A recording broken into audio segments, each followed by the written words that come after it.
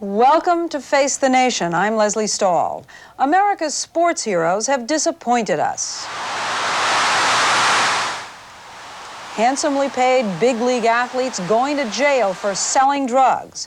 Amateurs pumping their bodies with steroids. Why do players use cocaine, and is the problem exaggerated? We'll ask athletes who've been involved and their teammates. Should players on drugs be thrown out of their jobs? We'll ask the head of the Football Players Association and the basketball commissioner. Have drug scandals hurt the image of the Olympics? We'll ask a U.S. team doctor. Drug abuse in sports, an issue facing the nation. From CBS News, Washington, Face the Nation, with White House correspondent Leslie Stahl.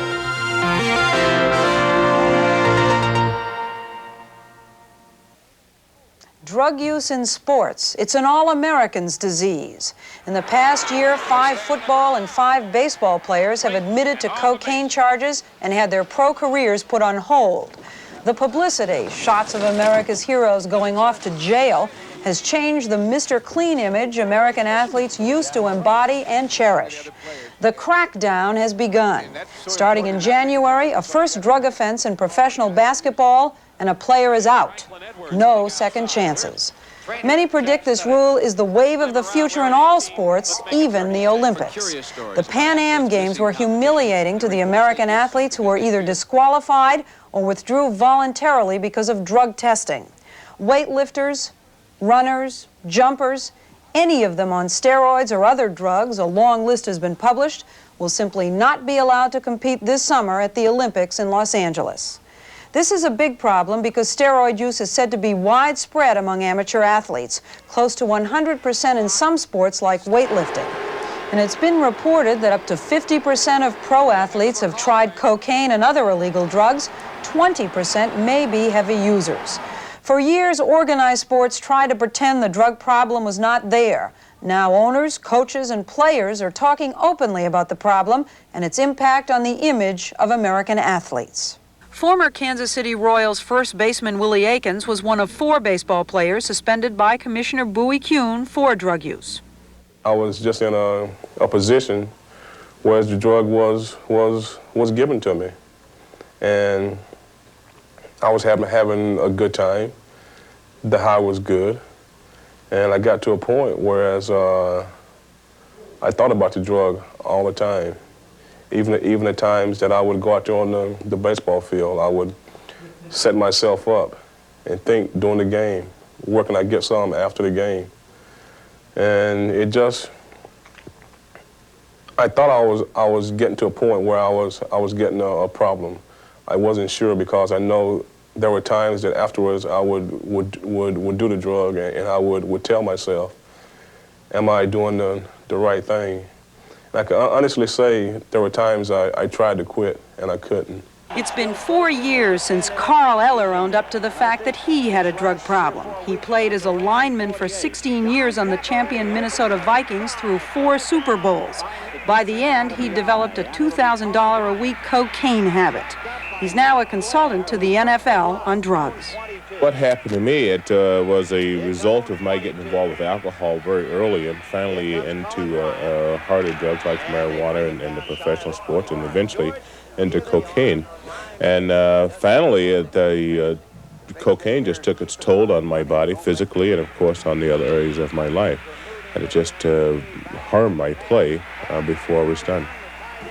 Football provides the player with the basic human needs that he's looking for. In other words, the need to belong, the sense of feeling important, plus all these things that go along with that. And I think that these stresses are provided because he's such a visible person, and he's not able to really look realistically at what kind of problems he's having. So you disagree that if somebody has this problem, that there should be these very strict penalties? Well, I've not seen that harsher punishment has been really the answer, particularly because in the National Football League, we moved away from that simply because that no one was coming forward and getting help.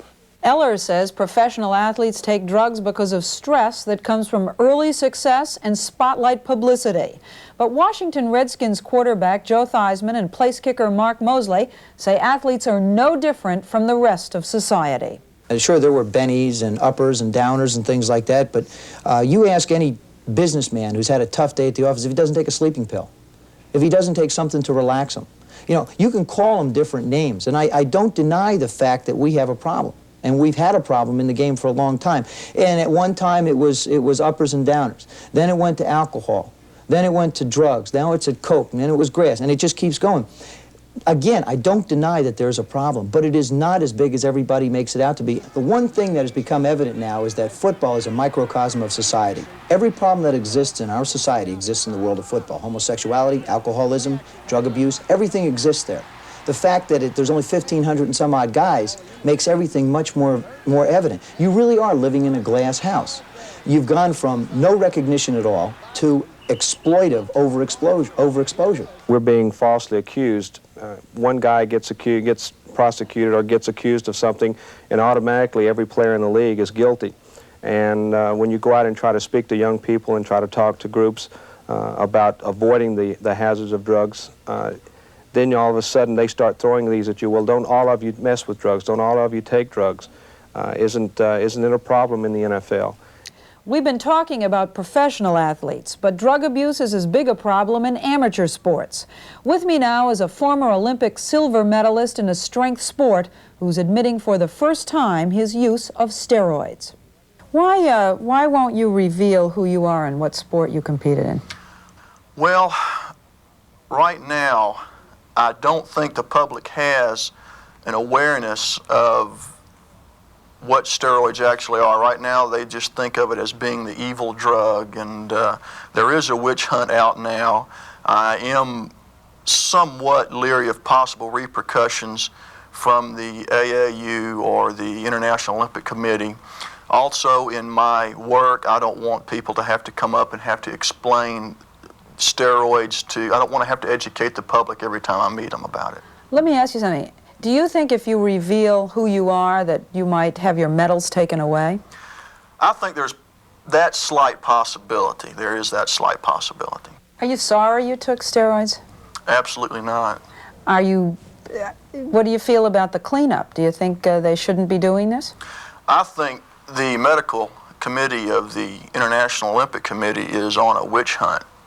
I do think that massive use of steroids is wrong. I think the abuse of any drug is wrong, but used sensibly, it is a useful tool in getting stronger for your particular sport. But the people who oppose it say there are terrible after effects. Have you experienced any problems?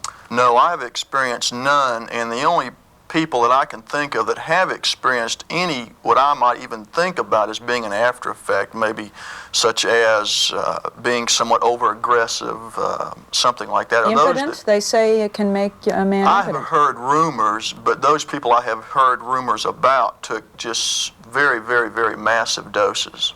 But that's what we hear about, massive doses. Isn't that what we're talking about? Yes, that's true. And what I'm saying is that the massive doses, people are taking those more or less, I think, for psychological reasons. They're not taking them wisely in that they're thinking, again, that this is a magical formula, which it is not. The only way you are going to be a champion is through hard work. Nothing will ever change that. Nothing.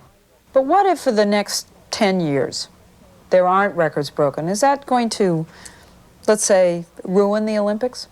I don't think so. I think right now people are concentrating on the medical aspects.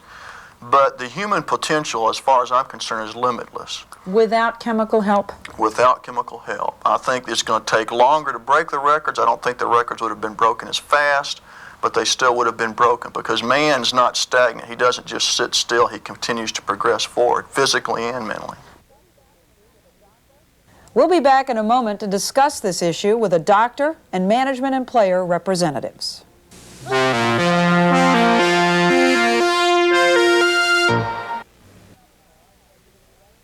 With me now are Gene Upshaw, Executive Director of the National Football League Players Association, Dr. Roy Bergman, a doctor for the U.S. Olympic team, and Larry O'Brien, Commissioner of the National Basketball Association.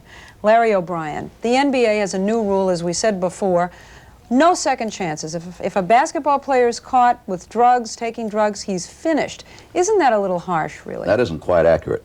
So let me explain briefly if I can. This is a program that's been entered into between the league and the Players Association, advocated by the Players Association. I give them full credit for having this innovative point of view and acceptance of the basic problem in American society today, which of course is a problem that we all have to share.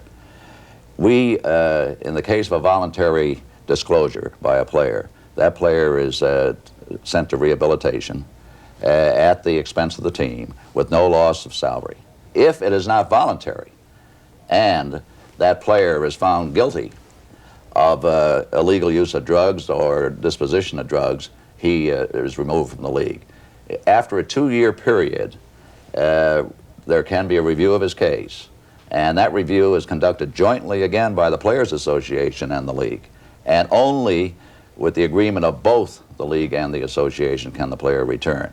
Gene Upshaw, the penalties that athletes on drugs are getting now, too harsh or fair, or what do you think about it? Well, I feel that first you have to treat what we're dealing with in sports now. It is a disease, and that's the main issue that we have to deal with. The penalties are undertaken in a way in which a player seeks rehabilitation, and if something else needs to happen, it does happen. We're all addressing the problem that we now face, but as athletes and as people in position-making positions, we just don't expect anything less than anyone else. So are they penalties too harsh? First offenders going to jail and things like that? Well, as I said earlier, I just believe that the players in all sports should be treated like any other citizen in this country, and he shouldn't get any less than anyone else. Or any more. Okay, Dr. Bergman, in the Olympics, we've had many of our athletes leaving the Pan Am Games. One can assume that many of them were on drugs. The Los Angeles Olympics are coming up this summer. Will our athletes be able to compete, or are they going to have to, will we be able to detect that they're still on drugs, maybe? Well, we've started a task force on the Olympic Committee on drug control education, and what we're going to require of the Olympic athletes is that they pass a negative drug test before they're allowed to make the Olympic team. Now, our athletes are concerned about this because some of them say, well, if we go in clean, will we be able to compete with the East Germans or the Russians or what have you, providing they come in on drugs? Well, we will have a very stringent testing program there, and anyone that wins a medal or does well in people at random will be tested. And if they are found positive, they will forfeit that medal. So our athletes should be able to compete on an equal basis. All sports now seem to be very anxious to clean this up, but a lot of the players don't want to submit to the testing. No, I don't think that's quite the What about case urinalysis? Aren't the players against voluntary or even imposed urinalysis tests? I would think urinalysis really, if a player has to submit to that, the burden of proof is on the player. It's really admitting that everyone is guilty. We don't believe that in organized sports. We think that education is the key. You have to submit to get education and deal with the drug on that level. And confidentiality is very, very important. And it has to be something in which the athlete is willing to come forth and admit. But why? How do you clean it up? How do you clean your sport up if you don't impose some kind of testing so that everybody Well, is treated the same? Gene has pointed out the difficulty, and we found it extremely difficult in reaching this agreement. And there would be no agreement in the NBA except for the advocacy of the Players Association. We do have, as part of this agreement, mandatory testing under certain circumstances. A third party with evidence submitted will weigh the evidence, and that third party can decide that a player will be tested a specific number of times over a specific period of time. That is part of our agreement. But what is the most innovative aspect, I think, of the NBA's program is the fact that all of this program, in its basic elements, is the result of advocacy by the Players Association, not management. How do you determine who'll be tested? Can somebody snitch on somebody else and then you go? Evidence on a confidential basis will be submitted by the Players Association, the league, or both, to this third party who is an expert in this field and is therefore subject to total confidentiality, and we will not make the decision. The Players Association will not make the decision. The third party will make the decision on the testing, and that's the agreement we reached. You know, we feel from the Olympic Committee, and I think this carries over into professional sports also, that it's a privilege to be on the Olympic team. And if you want to do that, that's fine. And one of the conditions to make this Olympic team will be to subject yourself to mandatory drug testing. Failure to do that will result in you not making the team. Now, they're free to just say, I don't want to be tested, but they won't make the team. But I think the only way you can approach the cleanup program, regardless, it is a disease, drug addiction is a disease, but it doesn't start as a disease. It starts from peer pressure, from the athlete making a conscious decision to try these drugs. And if you're going to really clean up a sport or a team, what you have to do is test everyone on a non-punitive basis, perhaps, now, and have a grandfather clause for a professional sports team saying after 1985, for instance, a condition for employment in the NFL will be being drug-free. They are role models because we see the drug use and the kids that are on this talking about, well, if this player does it, what's so bad about it? I can do it then. Look what he's done. We're not attempting to be crusaders or create within ourselves a law enforcement entity at all. We're trying to be responsible to the people who, in turn, enjoy our sport, attend our sport, and view our sport. There's a credibility factor. As Bob Lanier, the player, Bob Lanier, who is president of the Players Association, said, I'm sick and tired of having the finger pointed at me and everybody in the NBA if there is a bad apple in the barrel. We insist that those bad apples be removed, and that's what we're doing. None of us are running from it. We're all admitting it. We all are trying to help each other. We're discussing the issues among players and management, and we're working together. You have an issue such as drugs, and if you can't work together on that, I don't know if you'll ever work together. And we're attempting to do that, and I think we're very successful. From a medical perspective, though, the initial response to a person with a drug problem is denial. It's denial by the individual. It's denial by his teammates, his peers, and he will even go so far as to associate with other people that he is more comfortable with. So I don't think you can wait till a player realizes he has a problem, because by that time, he does have a problem, and probably his family has suffered, certainly his team, his performance.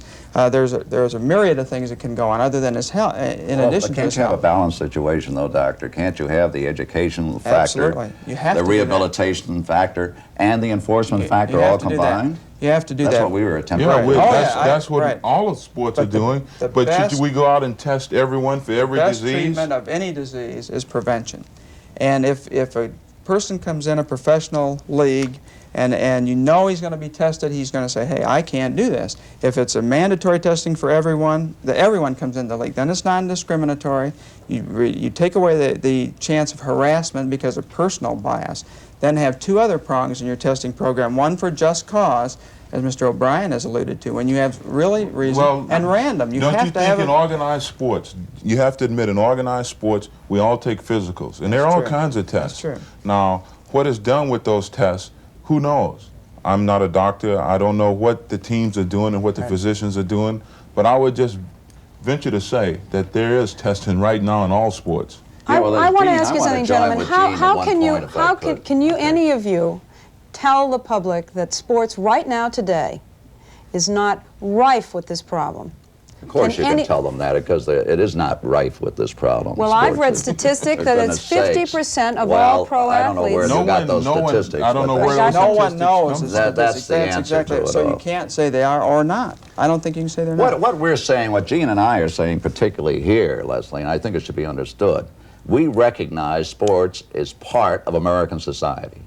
We're a highly visible entity in American society. We have the responsibility every citizen has in this area. This is the most difficult, the major social problem in America today. We're trying to face that problem and do the best we can with it. Well, I want to know what you all think your responsibility is to young high school kids coming up, as far as setting yourselves up as role models, and why you shouldn't go the extra mile to clean up the sport, do everything necessary. I think we are doing and going the extra mile to clean up the sport if it needs cleaning up. We admit if there is a problem, we're dealing with it. If we are role models, we accept that. That goes with the territory. also goes with the territory of police in our own areas, and we're doing that. I am very sorry we have run out of time. Thank you for being with us. We'll be back in a moment with other opinions.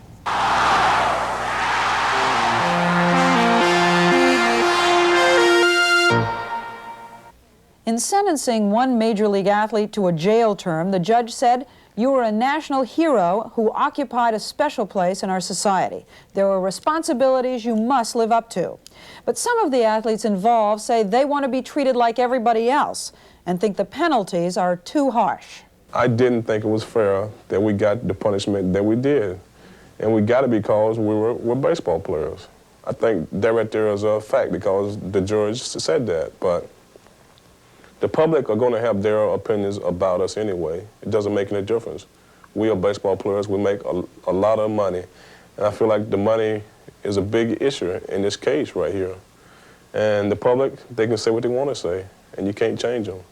Akens' Kansas City teammate, outfielder Willie Wilson, agrees. He was also suspended on drug charges and is in jail now. All I signed the contract to do was play baseball, and that's my job. I didn't sign a contract to take care of anybody else's kids, to be a role model for anybody else. That's a hard job to do, especially when you have 2 kids of your own.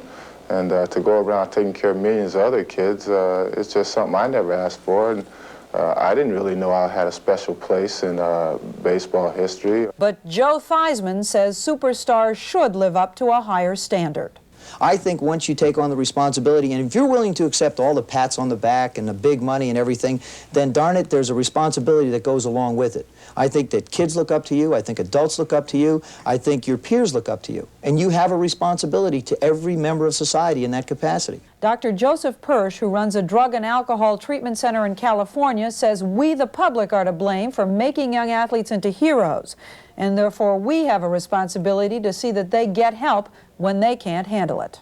To say that we are not going to be babysitters is naive, because some professional athletes are babies. And the reason they are is because all of us have made them that way. You see, the minute a high school athlete has his first drunk driving charge hushed up, the minute a big star runs his car through a plate glass window and the store is glad to get the publicity, and the mayor that night hugs him at the Boy Scout banquet, we are making a baby out of this player. We therefore owe it to him to stop being babies and to babysit him until he is no longer a baby. Editorial cartoonists have their views on drugs in sports. Tony Auth of the Philadelphia Inquirer reminds us that this is not just a problem in the sports world. Doug Marlette of the Charlotte Observer tells a story of a disappointed athlete. Steve Benson of the Arizona Republic portrays traditional NFL signals but adds a new one from the referee and from the line. Thank you for being with us. I'm Leslie Stahl. Have a Merry Christmas.